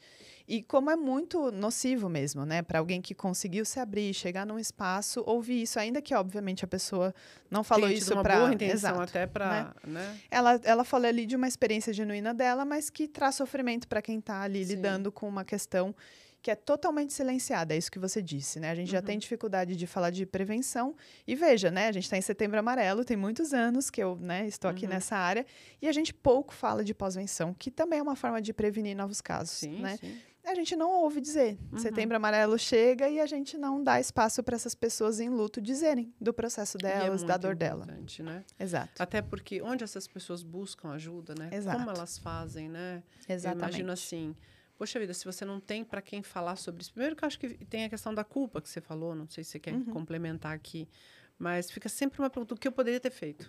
Sim. Eu imagino. Sim. Essa questão do e se, né? Que aí e se eu tivesse feito diferente? Né? Porque é isso, o suicídio ele deixa um grande enigma, uma grande pergunta sem resposta, né? E eu digo isso mesmo em casos que a pessoa, de repente, deixa alguma comunicação, alguma carta, ainda assim é uma questão em aberto. É uma né? questão em aberto. Por mais que tenha ali uma resposta, uma carta que tente dar ali um contorno, nunca é uma resposta suficiente, né? E aí, esse se ele vem muito para tentar dar conta disso, assim, dessa ausência de uma resposta, né? E o processo de luto, ele é justamente um processo discursivo, de rememoração, de reconstrução, né? E o quanto a gente precisa desses outros, no sentido enquanto sociedade, para fazer esse processo. O luto, ele é um processo natural, também não é uma doença, né? Uhum. Ele é um processo psicossocial, ele depende do outro para acontecer, então eu só consigo rememorar, né? Só consigo fazer um trabalho de memória a partir do outro, eu não faço isso sozinha, Uhum. né? E aí as pessoas se calam diante dessa perda. Então, o que os enlutados trazem, e aí vou falar aqui da Terezinha, né? Terezinha, ela tem um blog que ela conta a experiência dela, ela perdeu a filha por suicídio, a Marina, e ela é uma enlutada que, enfim, frequentava o nosso grupo de apoio e que criou o blog para falar da experiência dela como uma autocura mesmo, né? E a partir disso conseguiu ajudar outras pessoas. Que bacana. E hoje ela coordena grupos também de Legal. apoio e faz trabalhos incríveis nesse sentido. E que ela diz, né? A gente parece que vira um cacto, né? As pessoas se afastam, parece que a gente repele as pessoas. Nossa, que horrível Então, isso. o amigo olha e atravessa a rua porque ele não sabe o que dizer, né? E isso não é, de novo, né? Não é julgando quem está ali, mas dizendo a gente realmente tem pouco recurso para lidar. Tem né? pouco recurso. Eu passei nessa situação da amiga do meu filho, eu não sabia o que falar. Exato. Assim, o que você falou. Estava presente, me calei e fiquei, porque de fato você não sabe, né? Sim. Mas eu acredito muito nisso, Elis. Falar é um processo de cura. Sim. Falar é um processo muito grande, né? Para quem está, quem vive a dor, né? Falar sobre qualquer que seja a dor, é se libertar dela, é tirar de dentro e pôr para fora, é falando, né? Então, acho que é um processo curativo mesmo. E sem contar que traz... informação liberta, né? A partir de uma informação, eu penso diferente. Eu acabei de assistir isso, nossa, vi um outro olhar aqui, né? Sim. Até na sua postura, de como você age no mundo. Então, eu acho que liberta, me traz muita consciência, né? E nisso que você está falando de falar, me fez lembrar de um caso que eu acho que ele é muito emblemático nesse sentido, né? Porque se a gente está dizendo que a gente não tem espaço para falar de morte socialmente, de luto por suicídio, a gente vai ter menos recursos de cuidado para essas pessoas que ficam, né? Sim. Elas não têm o recurso ali social dela, porque as pessoas, elas até ficam, mas em alguns meses elas se distanciam e o enlutado se vê só para lidar sem Com recursos, né? Para lidar com aquelas questões, sem poder falar. Muitas vezes as pessoas, para tentar poupar, elas não falam mais o nome da pessoa, não perguntam mais sobre a pessoa. É como se ela morresse duas vezes nesse sentido, né? Esse trabalho de memória que é fundamental no luto, ele é apagado. Apaga. Né? Eu não falo sobre, não falo o nome, não falo sobre e o quanto é fundamental para um enlutado poder contar a história dele, e óbvio, né? Desde que ele queira dizer sobre isso, claro, né? No tempo dele. Claro. Mas, em geral, o que a gente nota é que eles querem dizer sobre, eles querem poder contar, e isso no tempo de cada um, né? Tem algumas pessoas que ficam um tempo sem conseguir acessar essa história, até conseguir falar sobre isso, mas, em geral, é isso. Eles querem muito poder dizer da sua história, do que aconteceu, das suas questões, dos seus medos, né? E a fala, nesse sentido, é muito potente, né? Porque é o que dá contorno, né? Para aquilo que é um grande enigma, né? E é só falando que a gente também vai tentando costurar isso, né? E reconstruir. E aí, pensando nisso, eu estava falando do caso emblemático, porque uma vez a gente recebeu no grupo uma pessoa enlutada há 20 anos. E era a primeira vez que ela falava sobre a perda dela. Meu Deus. Depois de 20 anos. Depois de 20 anos, ela conseguiu se conectar num grupo e falar sobre algo que ficou 20 anos debaixo de uma pedra. Ela falou, eu passei 20 anos sem conseguir dizer sobre essa perda e eu tô aqui para falar disso. Imagina como isso somatizou ao longo de 20 anos, né? Como potencializou que a gente chama de luto adiado, né? Que é isso, assim, ela não, por algumas circunstâncias da vida, ela afastou essa questão. E aí ela diz, bom, eu tô aqui 20 anos, mas é a primeira vez que eu tô falando disso, Nossa, né? tô impressionada com isso. E é muito impressionante, porque é isso, assim, a gente realmente não tem esse espaço, o suporte social falha muito. A gente sempre diz que o luto por suicídio, ele entra dentro de uma categoria de luto não reconhecido, que a gente chama, né? Que é justamente quando a sociedade falha em oferecer esse suporte concretamente, no sentido dos serviços, e simbolicamente também, afinal, a gente precisa desse outro para construir esse processo de elaboração, né? Então, o quanto socialmente há uma grande falha aí que interfere significativamente nesse processo de luto que já é muito difícil. Muito doloroso, né? E, Elis, deixa eu te perguntar uma coisa. Se eu tenho uma situação como essa amiga, por exemplo, eu não sabia o que falar, né? Ela contou, relatou, fiquei ali, mas a gente precisa um mínimo de informação para falar para uma pessoa, né? Se a gente pudesse dizer para a pessoa algumas coisas, o que você sinaliza hoje, né? Quem está assistindo, no sentido de como é que eu vou agir? Se eu tenho alguém que está sofrendo com alguém na família, ou que já tentou, enfim. ou alguém que tentou... Para onde eu direciono essas pessoas? O que eu faço? Porque acho que no primeiro momento você fala, vou ligar para a polícia. Então, quando eu falo polícia, no sentido de cego, Sim, sim. eu não sei um número, não sei onde, eu não Tá. sei o que eu falo. A gente até sabe que você entra no Centro de Valorização à Vida, né? Sim. CVV, que é super importante, mas nem é um número falado. Sim. Eu consigo falar o nome da polícia, mas não consigo falar o número do CVV. Tá. Quantas pessoas estão assistindo e sabem esse número de cabeça? Não sei. É verdade. Eu sei porque eu trabalho com isso, Óbvio, obviamente. você trabalha com isso, mas se me perguntar rápido, eu não sei. Eu não sei Tá. mesmo. Essa é uma questão importante, assim. Até diante disso, obviamente, eu trabalho com essa demanda, né? E aí, no Setembro Amarelo, as demandas de ajuda, por ajuda, de diferentes formas, elas chegam para mim. E aí, eu criei um material que, na verdade, enfim, é só um grande compilado do que fazer. Então, o que fazer diante de uma crise suicida? Quais são os locais de ajuda, né? A gente também tem, e aí eu pelo menos só conheço um grupo por enquanto, é um grupo de apoio para familiares que têm alguém com comportamento suicida, ou que lidam ou lidaram com alguém com comportamento suicida. Por enquanto eu só conheço um, que é do Instituto Vitaleri, que é coordenado pela Mariana Katia Carro. Também está nessa lista, e o que fazer no caso de lidar com o impacto da perda de alguém por suicídio, né? E aí também tem os grupos e tem o plantão. Eu reuni tudo isso num documento e eu coloquei lá no meu site. Eu até trouxe o QR Code, mas enfim, acho que a gente pode deixar o link lá também, sim, né? Sim, mas tá lá no meu site, que é o www.posvençãodosuicidio.com.br. Tá lá no blog e aí tá lá, lista de serviços. Mas falando de um modo geral, né, contando um pouco. Diante de uma crise suicida, eu sempre recomendo que acione o SAMU. O SAMU, ele normalmente tem equipes mais preparadas para fazer essa aproximação com alguém que está lidando com um comportamento suicida, com uma tentativa de suicídio. Tá. Normalmente, se precisar de apoio da polícia, o próprio SAMU vai fazer essa intervenção. Ok.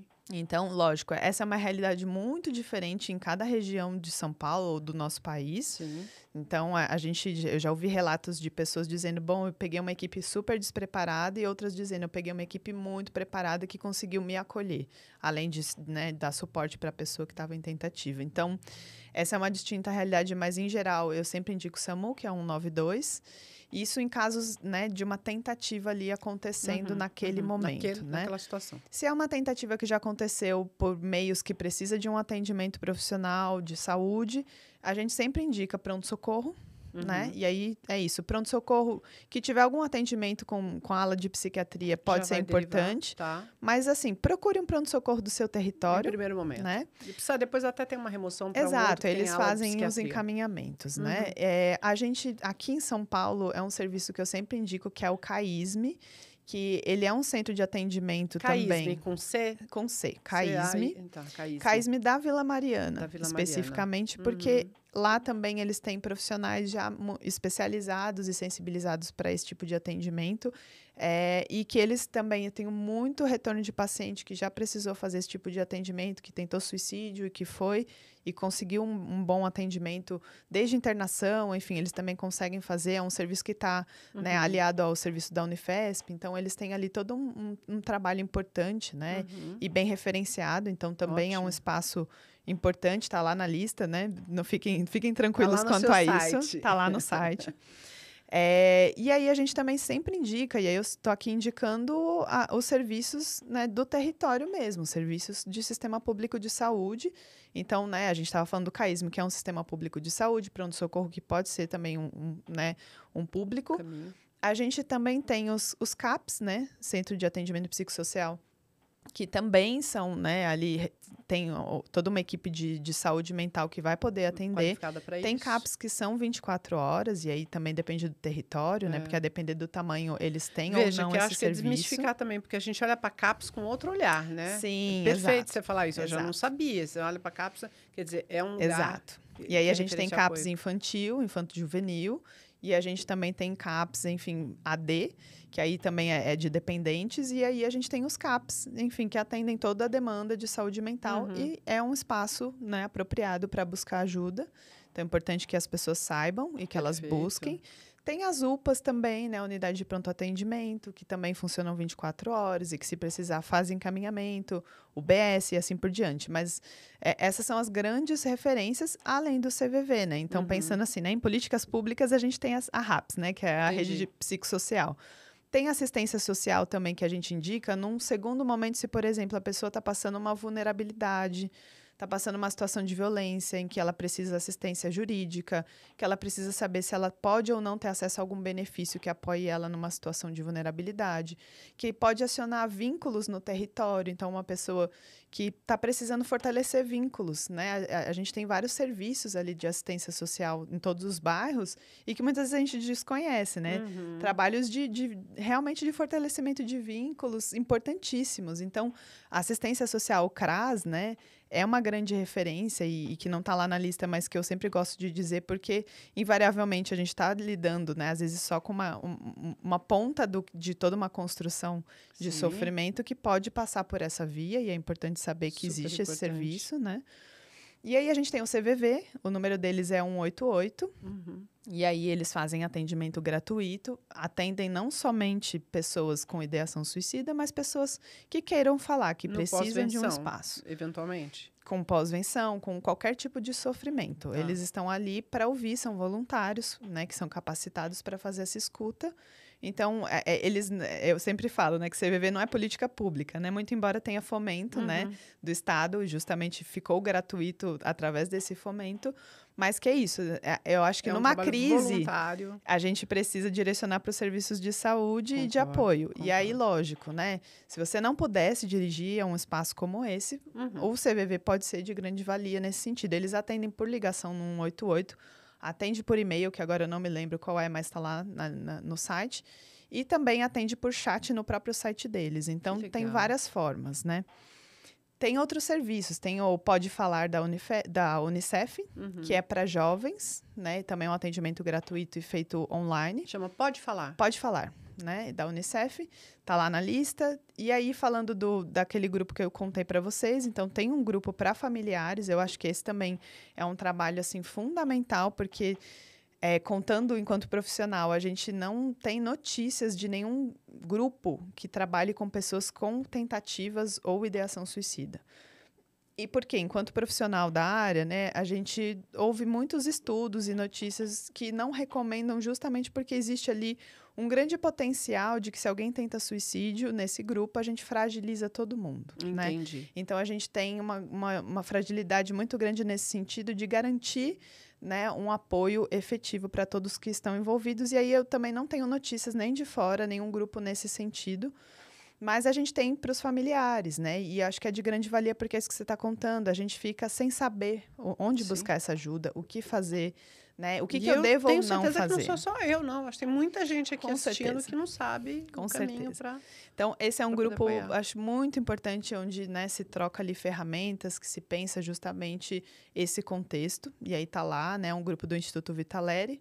O Instituto Vitaleri, inclusive, faz grupos para enlutados também, está lá na lista, mas esse em especial eu só conheço, por enquanto, aqui em São Paulo do Instituto, né? E aí tem os grupos de apoio que tem muitos, né? Obviamente, a gente sempre fala, são muitos, mas está longe de ser o quanto a gente precisava, né? É necessário, mas né? é isso, a gente tem recurso, é um recurso gratuito, assim como o plantão psicológico que eu ofereço, que eu coordeno, ele também é um serviço gratuito, então a gente tem esses espaços de acolhimento para pessoas em luto também, e que eu acho que é isso, né? É uma tentativa da gente ampliar até que a gente consiga, né, ter isso dentro, né, da própria rede da RAPS, né? Assim, por enquanto a gente vai fazendo os nossos esforços, né? E uma pergunta aqui. Quando tem um episódio em um edifício, em um prédio, para você fazer esse trabalho, alguém nesse prédio tem que te chamar, óbvio, né? Sim, sim. Eu não entendo que todo mundo tem essa consciência. Nem todo mundo tem, de fato. Né? Assim, uma amiga num prédio recente, uma pessoa na terceira idade, acima de 60, se não me engano, 60 anos. E a gente soube, falou... Sim. E eu tenho certeza que não houve esse trabalho, porque ela morava nesse prédio. Ela mudou-se tem um mês. Então, assim, não se falou, não houve, né? E é isso, eu já recebi alguns pedidos de trabalho, né? Mas é raro. É raro chegar, mas chega. Mas é fundamental, né? Porque, veja, o que você falou, todo mundo naquele prédio está afetado essa informação. Exato. É uma informação quebrada, né? Houve, ponto. Exato. Parou. Ninguém fala mais, não se sabe mais. E sim... temos que falar. Falar é processo de cura. E isso é importante, porque eu acho que é isso, né? A gente vive numa sociedade que cala muito essas questões e que também acha que tem que lidar sozinho e que pensa, bom, talvez eu seja a única pessoa que fui impactada por essa situação, então eu não vou dizer nada, né? E nisso todo mundo vai ficando com o seu impacto em silêncio e ninguém fala sobre, né? Então, obviamente que é muito positivo poder fazer esse tipo de trabalho, até para levar esse tipo de informação, né? E que a gente possa encaminhar pessoas que, de repente, precisam de um cuidado e que também não conseguem pedir ajuda, né? Mas que, através de uma fala informativa, ela diz, bom, eu já sei agora onde buscar essa ajuda. Né? Então, perfeito. A gente consegue trabalhar não só com os impactos disso, mas até com possíveis encaminhamentos. Isso me faz lembrar, por exemplo, de uma das pessoas que eu ouvi fazendo lá o meu percurso etnográfico, né? E aí uma pessoa me conta o relato dela ter visto, assim, uma pessoa... Ela não viu o ato do suicídio, mas ela falou, eu passei e vi a pessoa e achei que ela estava um pouco estranha. Mas, assim, enfim, centro de São Paulo, achei que estava tudo bem. Exato, estava tudo bem, mas era um comportamento estranho. E ela falou que passou, foi fazer o que tinha que fazer, ela trabalhava ali na região, e quando ela volta, ela não vê mais a pessoa, enfim, vai pro prédio, ela trabalhava num prédio ali, e quando ela chega no andar dela, ela vê todo mundo na janela. E quando ela chega na janela, ela descobre que tinha uma pessoa que havia se matado, e pela roupa ela reconhece que era aquela pessoa. E aí ela diz o quanto isso mobilizou muito ela, assim, no sentido de que ela começou a evitar a região porque ela não conseguia lidar com as memórias. Aí ela diz, eu estava vivendo um sofrimento e aí isso potencializou o meu sofrimento. Eu comecei a pensar em suicídio a partir disso que eu vi, porque eu já estava fragilizada. E ela diz o quanto foi muito difícil, o quanto ela se sentiu culpada, porque ela falou, poxa, eu achei estranho, mas eu nem pensei que pudesse. Será que eu podia ter feito alguma coisa? E isso, né? O quanto a gente está ali muito comprometido com o outro, mesmo sem perceber, né? E aí uma pessoa que conta desse impacto e teve uma outra que contou também, assim, que ela estava passando por momentos difíceis na vida e que também presenciou e que ela teve uma crise de choro muito grande. Então é isso, né? Às vezes a gente, óbvio, não está envolvido afetivamente com aquela pessoa que se foi, mas isso nos mobiliza coisas, né? Sim. E isso precisa ser falado, né? E obviamente de forma cuidadosa. Claro. Então é isso, né? É um espaço que poucas pessoas sabem porque é isso, né? É um grupo que não é reconhecido. Então, essas pessoas que são impactadas, e eu me arrisco dizer que todos nós somos, né? Porque é isso. Sim. Ninguém está aqui ileso de lidar com uma situação como essa, né? E sempre que eu falo em público sobre isso, eu recebo relatos de pessoas dizendo, nossa, você contando, eu me lembrei de uma cena que eu vivi. Aí começa eu na infância... E é isso, assim, nós todos estamos, né, muito expostos a... Então, aquele número de 135 pessoas impactadas, ele é muito maior. Agora, pensando do momento em que você chegou nesse prédio e sentou-se aí até agora, eu fui me lembrando já de 5 casos aqui. Olha só, é isso. Foi puxando. Aí lembrei dessa senhora, que também é relativamente recente, acho que 1 ano, mais ou menos. Sim. Né? Então, tô lembrando. Agora, lembrei de uma vizinha, inclusive, assim. Tá tudo bem com ela, mas o marido faleceu e depois do falecimento por Covid, inclusive, ela não conseguia mais ficar só. Tá. E ela começou a ter pensamento suicida. Né? Então, veja, você já começa a falar, cara, é muito maior, né? É muito maior. É muito maior, é muito importante. E é importante dizer isso porque, por exemplo, os enlutados, eles chegam no grupo dizendo... que bom estar aqui, embora por esse motivo, mas que bom porque eu me senti uma pessoa única. A única que vivenciou a perda de alguém por suicídio. A única que falhou, né? Como se fosse uma falha pessoal. E, infelizmente, o suicídio ele é mais comum do que a gente gostaria, né? Então, é importante dizer isso porque, sim, né, os suicídios, eles acontecem, essas pessoas ficam e elas precisam saber que elas não são as únicas, que elas não são responsáveis e que elas têm espaços de cuidado, né? Muito, muito bom.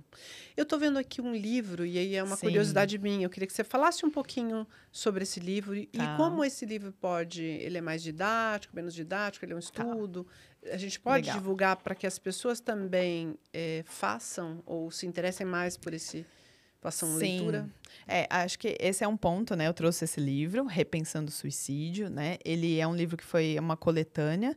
Ele foi organizado pela Luana Lima e o Paulo Navasconi, que são, né, psicólogos referência também nessa temática. E esse é um livro recente, a gente recém lançou. Ele foi um livro premiado pelo Prêmio Abel. Eu fiz parte como autora de um capítulo, eu tenho Parabéns. outros colegas, assim, excelentes também, que fizeram parte aqui dessa coletânea. E é uma coletânea que ela tenta trazer uma discussão, tenta e consegue, né? Ela traz uma discussão de uma suicidologia mais crítica, né? Então, a gente vinha falando que a suicidologia tradicional, ela associa o suicídio à doença, ela faz uma discussão mais biomédica do fenômeno, enquanto que a gente, dentro da suicidologia crítica, a gente vai questionar justamente Social. o quanto há aspectos sociopolíticos, culturais, que também atravessam o fenômeno e que precisam ser falados e que são pouco ditos, né? Então, essa é um livro que ele é acadêmico, né? É uma escrita acadêmica, mas acessível. Ok. Não é uma escrita complexa nesse sentido de que não é acessível para quem é leigo. Então, os interessados podem buscar. Já está disponível nas plataformas? Sim, está disponível nas plataformas. E, inclusive, acho que os ingressos já estão esgotados, mas no último sábado desse mês, a gente vai fazer uma apresentação desse livro de novo, um relançamento. Já foi feito um lançamento aqui em São Paulo, no Tapera Taperá. Mas a gente vai fazer um relançamento no Sesc, né? E aí os ingressos eram gratuitos, esgotou muito rápido, mas a gente sempre diz, porque às vezes é isso, né? Por ser gratuito, às vezes a pessoa tem algum imprevisto, não vai, e aí pode ser que no dia... qual é o Sesc, pra gente saber, os interessados? Agora, não me lembro qual o Sesc. Mas tá bom, a gente coloca na... Exato, a gente pode colocar. E vai ser dia 28, se eu não me engano, que é o último sábado do mês. Então... Enfim, acho que vale pesquisar e é no Centro de Formação do Sesc. Então, a gente vai estar lá contando um pouquinho cada autor sobre o seu capítulo e fazendo um pouco dessa discussão. Aqui nesse livro eu faço uma discussão junto com duas colegas psicólogas, a Moana Hari e a Juliana Piccoli. A gente juntas, né, também faz esse trabalho de pós-venção, elas são grandes parceiras aí de muitos anos, né? E a gente escreve sobre o luto materno por suicídio e a culpa, né? Luto materno. Justamente por quê? Porque na nossa experiência com os grupos, o que a gente nota é que a narrativa das mães que perderam filhos por suicídio, ela é atravessada por questões de gênero muito importantes, por questões de uma construção de uma maternidade. Então, são mães que têm uma narrativa muito distinta dos pais. Por exemplo, as mães, elas se responsabilizam mais por essa perda. Elas dizem, bom, como eu, mãe, não percebi os sinais? Como eu, que sou a mãe, não notei que a pessoa estava nesse extenso sofrimento. Como se o papel dela fosse maior e tivesse mais responsabilidade. E que isso... obviamente, diz de uma construção que a gente faz dessa maternidade, né? Dessa maternidade que tudo vê, que tudo sabe, e que a gente sabe que não é bem assim, né? Então, tem algo aí do social que atravessa essa experiência e que potencializa uma culpa nessas mães, né? Não quer dizer que os pais não sofram, mas são sofrimentos distintos, né? São sofrimentos que se expressam de maneiras diferentes. E, inclusive, essa semana, eu ouvi uma mãe enlutada dizendo, né? De novo, ouvi uma palestra e a profissional disse, bom, mas mãe sente, mãe sabe. E essa é uma questão. Exato. A dor. A gente tem um senso comum nesse lugar da maternidade que precisa ser desconstruído, né? Desde desse mito do amor materno, né? Que a gente discute um pouco aqui, até isso, assim, de que a mãe não sabe tudo, a mãe não é o outro, né? Não. E a mãe pode saber e ainda assim não conseguir fazer nada com isso, né? A gente sabe que, infelizmente... A gente quer equiparar a mãe a um super-herói, né? Exato. A mãe, de fato, ela tá mais estendida na educação, ela tá mais envolvida, saiu de dentro dela, aquela coisa do crescer, do acompanhar. Mas é o que você falou, a gente está longe de saber tudo, né? Sim. E aí essa é a discussão que a gente faz aqui, mas são vários capítulos muito interessantes e que fica o convite para quem quiser conhecer. Não, e vai entrar na minha lista de livros para leitura. E as fotos, me conta. E aí eu tem trouxe, um trabalho né? que possivelmente deve ser do grupo, imagino. Eu trouxe essa foto, essa aqui é a Bia Dotti. Estou mostrando para a câmera que me vê. Aqui está escrito princesa, eu não sei se a câmera pega bem. Essa é uma foto bordada, né? E eu trouxe para mostrar, primeiro porque é isso, né? A gente fala muito pouco sobre os enlutados, a gente fala muito pouco sobre as pessoas que partiram por suicídio, no sentido de dar nomes, né? E o quanto existe também essa questão de que se a gente não dá nomes e não mostra rostos, a gente também faz com que isso não exista, né? Socialmente falando, né? E aí, contando, falei para vocês que eu coordeno um grupo de apoio. De início, esse grupo foi criado com uma colega também muito querida, uma amiga que chama Luciana França. A gente criou esse grupo que era em São Paulo, na Vila Mariana, presencialmente, e a gente criou um em Santos, né? O de Santos ele já não existe mais. E aí, Luciana era da Baixada e a gente acabou cada uma assumindo a coordenação individualmente.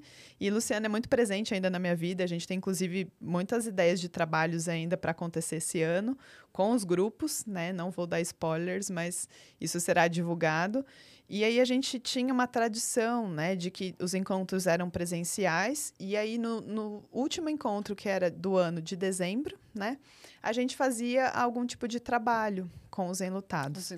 E aí a gente fez num primeiro ano, que eu acho que foi em 2018, a gente fez uma caixinha da esperança.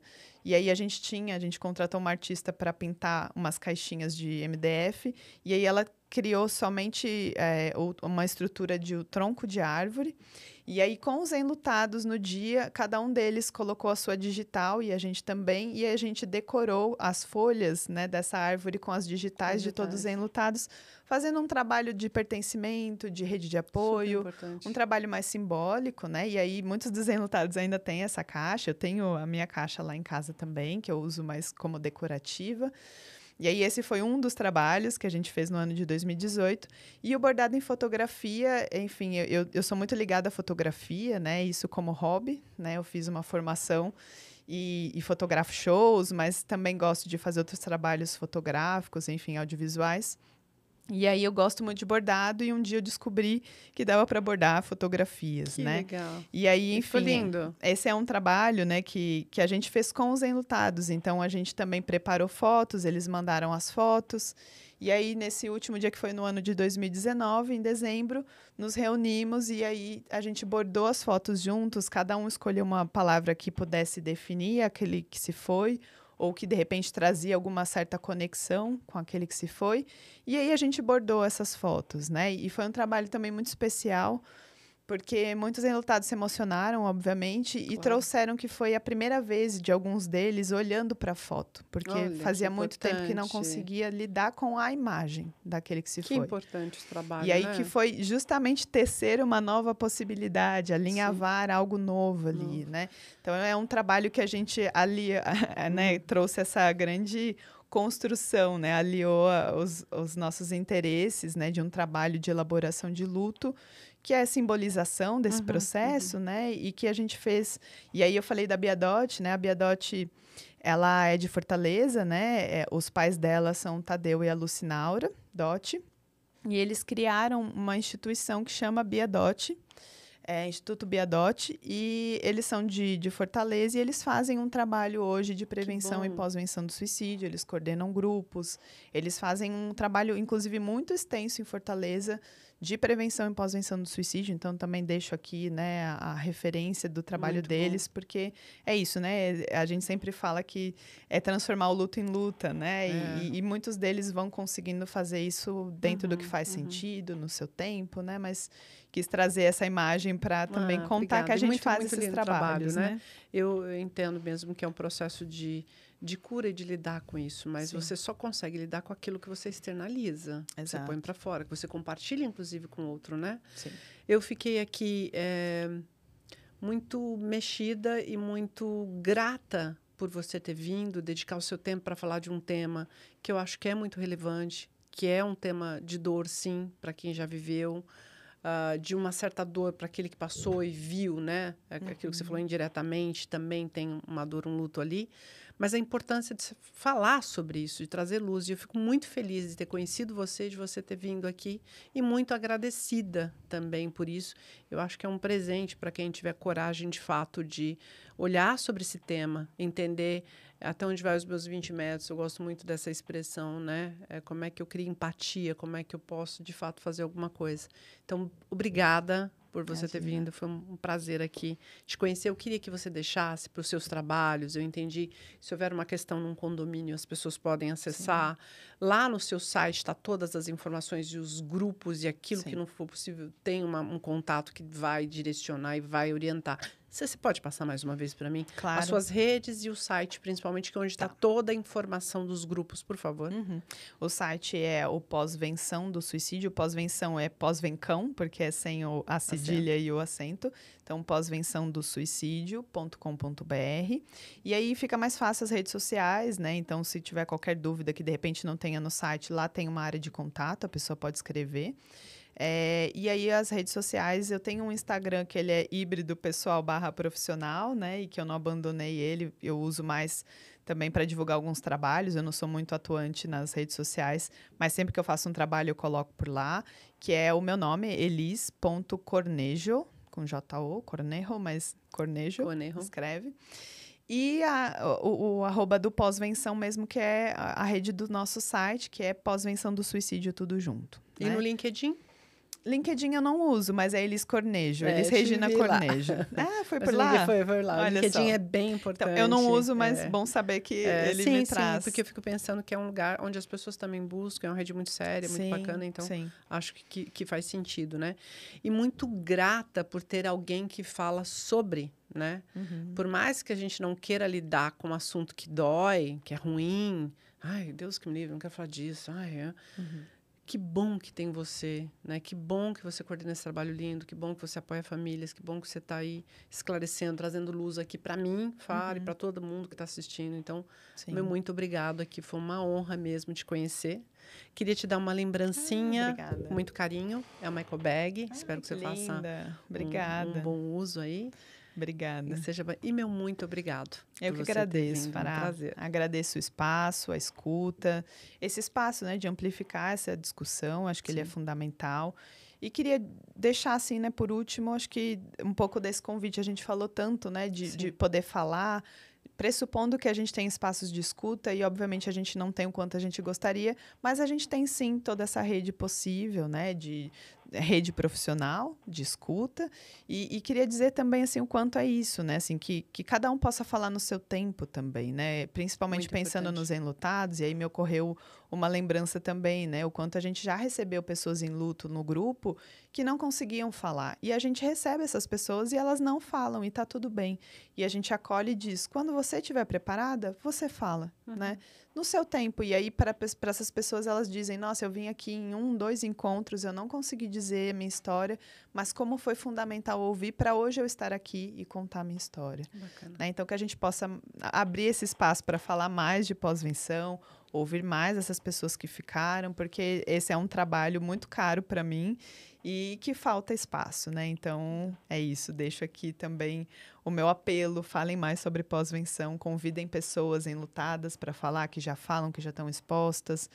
Queria deixar também, lá no meu site, eu tenho algumas divulgações de livros para pessoas que estão lidando com luto por suicídio, indicações de livros, no seu filmes. Site. Está lá no site, está no Instagram também.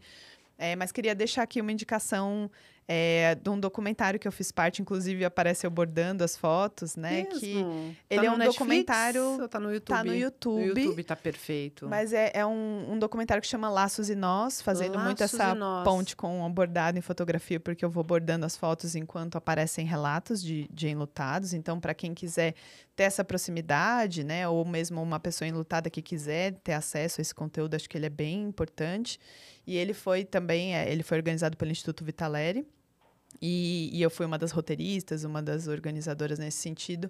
E ele está lá disponível gratuitamente. Acho que também pode ser um recurso importante para quem está lidando com isso. Como é que eu procuro no YouTube? Que é até legal, Joga porque é de graça, Laços, né? E Nós. Tem um complemento que agora eu não me lembro, mas tem lá na minha rede social também. Né? Então, se você entrar lá no meu perfil, eu já deixei fixado, tá por lá. E um filme brasileiro que eu recém assisti. Brasileiro, que chama A Metade de Nós. É um filme que eu não sei se ainda está em cartaz nos cinemas, mas estava até pouco tempo. Teve uma exibição gratuita no dia 10 de setembro, com uma discussão no final em que eu estive presente, né, assistindo. E que é um filme também, né, que pode ser gatilho para quem perdeu alguém por suicídio, no sentido de que ele é um filme que retrata a jornada de pais que perderam um filho por suicídio, né, o seu único filho. Então, pode ser que seja gatilho, por isso que eu já digo, né, para as pessoas, mas que é um filme muito importante no sentido de contar dessa jornada e até de uma construção de uma possibilidade de elaboração, né? Como a gente vem falando aqui. Então, queria deixar essas indicações. Não, muito boas, por sinal. Obrigada mais uma vez pelo seu tempo, Imagina. pela dedicação que você tem em apoiar as pessoas que estão enlutadas, falar sobre esse tema durante o ano inteiro, né? Você Sim. falou mais em setembro, que você é quando todo mundo quer aparecer ou quer falar, mas enfim, você faz esse trabalho aí há mais de 10 anos, né? Sim. Então, parabéns e muito obrigada mesmo, de coração. Eu que agradeço, Fará. Obrigada pelo espaço. Imagina. É isso, o tema foi esse, um tema que tem, sim, muito tabu, e que a gente precisa derrubar os tabus, precisa falar sobre isso. Compartilhe esse conteúdo com outras pessoas, isso é muito importante. Quem patrocina esse podcast é Sinergia. Sinergia tem a solução para a sua empresa, muita tecnologia. E o que ela tem, Sinergia, com esse podcast? Total. Sabe por quê? Porque ela acredita que consciência transforma. Muito obrigado, Sinergia. E é isso aí, compartilha esse conteúdo, me segue aqui nas redes, vai ter todas as informações da Elis Cornejo, tá bom? Muito obrigada e até a próxima.